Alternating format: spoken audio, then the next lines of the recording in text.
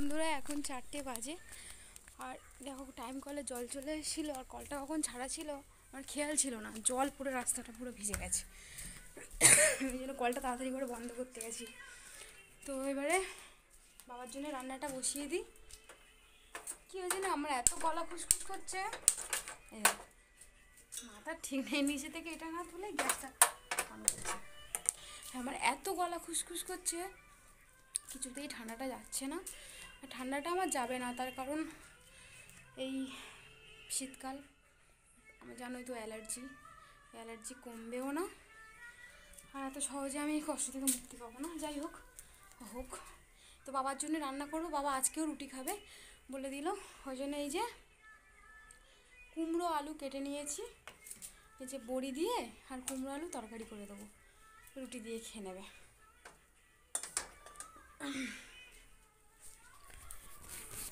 4টে বেজে গেছে, টাইম কলে জলও দিয়ে দিয়েছে, আর কলটা ছাড়া ছিল তো পুরো জল রাস্তায় ভর্তি হয়ে গেছে।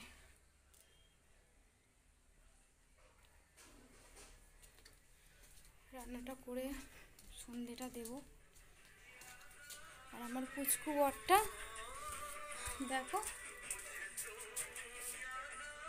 চুপচাপ বসে আছে। আজকে আমি একটু ঘুমিয়ে পড়েছিলাম, ভাবতে ভাবতে কখন একটু ঘুমিয়ে পড়েছিলাম জানি না, ঘুমিয়ে পড়েছিলাম। কী করবো, এইভাবেই কেটে যাচ্ছে আমার দিন। জানি না এইভাবে কতদিন আমি কাটাতে পারবো, কতদিন চলতে পারবো জানি না। ভগবান আমাকে কি কঠিন পরিস্থিতির মধ্যে ফেলে দিয়েছে না, বলার মতো না। খুব খুব খারাপ একটা পরিস্থিতির মধ্যে ফেলে দিয়েছে। এই পরিস্থিতি যেন কারো না হয়, যেমন কষ্টদায়ক তেমন সব দিক থেকেই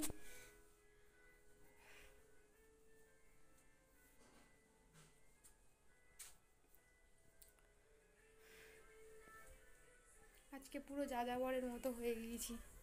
একবার বাপের বাড়ি, একবার শ্বশুর বাড়ি, কোনো স্থান আমার নির্দিষ্ট না।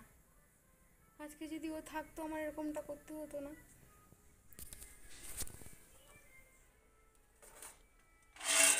বড়িটা ভেজে নিই।